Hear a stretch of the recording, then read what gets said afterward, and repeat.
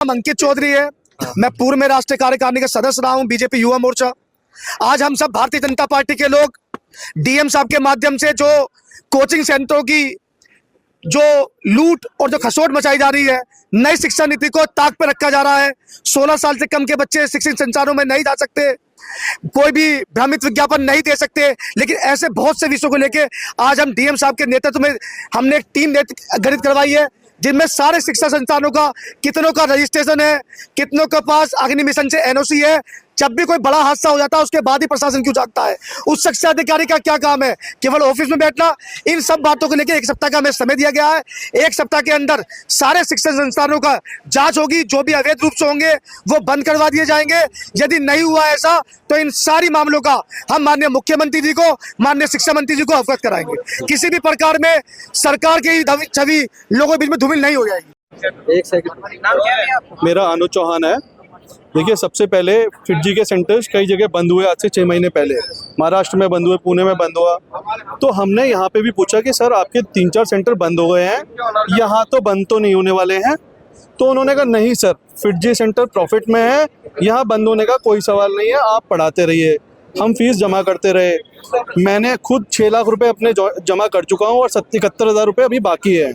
तो इन्होंने ये बोला कि अभी आज से 20 दिन पहले भी हमने पूछा कि सर आपको ऐसी बात तो नहीं है? उन्होंने कहा नहीं सर, आप जमा कर दीजिए। और आज से 20 दिन पहले 3 तारीख को इन्होंने 1,04,000 रुपये का डिडक्शन भी कर लिया, जो मेरे 6 लाख में दिए हुए हैं। हम लगभग 400 ऐसे बच्चे हैं, 400 बच्चे की जो लगभग पर एवरेज मैं कहता हूँ 6 लाख रुपये से कम नहीं होगा। तो ये इन लोगों ने सबका पैसा ले लिया और इन्होंने बोला नहीं क्लास चलती रहेगी। फिर जब इनसे पूछा गया कि सर अब क्या होगा आगे, तो इन्होंने कहा नहीं हम आपको पढ़ाएंगे। अगर फैकल्टी, इनकी टोटल 13 फैकल्टी है, 13 में से 12 चले गए आकाश में। इन्होंने कहा नहीं सर हम फिर भी पढ़ाएंगे आपको। अब बच्चे, या तो कुछ बच्चे बढ़ गए कि हम आकाश जाएँ, कुछ बच्चे बोले कि नहीं हम फिटजी जाएँ।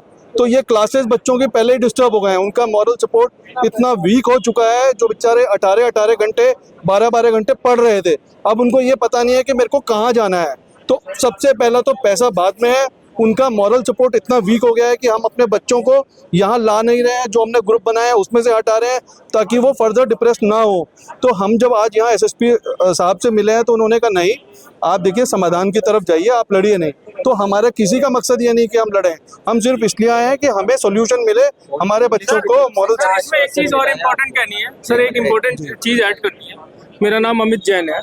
बेसिकली सर ने वैसे तो दिक्कत बताई दी है, लेकिन मैं शॉर्ट में कहना चाहता हूँ कि इस इंस्टीट्यूट के ऑनर जो हैं वो डीके गोयल हैं, दिल्ली में कहीं रहते हैं मेरे ख्याल से। और मजे की बात यह है कि केजरीवाल जी जो दिल्ली के इस समय इलेक्शन लड़ रहे हैं, वो कहते हैं जी मैंने शिक्षा का इतना ज़्यादा प्रसार किया है, जबकि शिक्षा माफिया जो डीके गोयल है इन्हें अपने घर में बैठा के छुपा के बैठे हुए हैं। और बीजेपी के जो प्रधान जी हैं, जो मिनिस्टर हैं, उन तक भी ये बात नहीं पहुँच पा रही कि ये शिक्षा माफिया किस तरीके से बच्चों की जिंदगियों के साथ, उनके भविष्य के साथ खेल रहे हैं। हमारी बच्चियां 24 घंटे इस समय प्रत्याड़ित हैं मानसिक रूप से, लेकिन इन लोगों पे कोई फर्क नहीं पड़ रहा।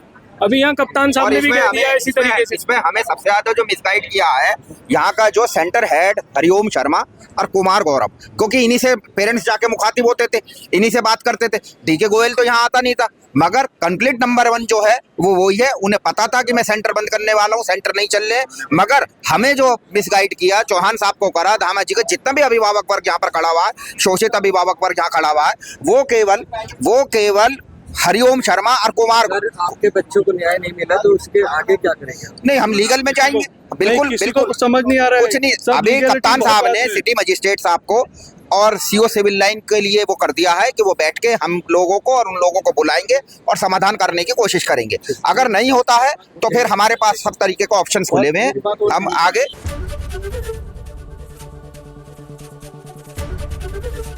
एबीपी गंगा, खबर आपकी, जुबान आपकी।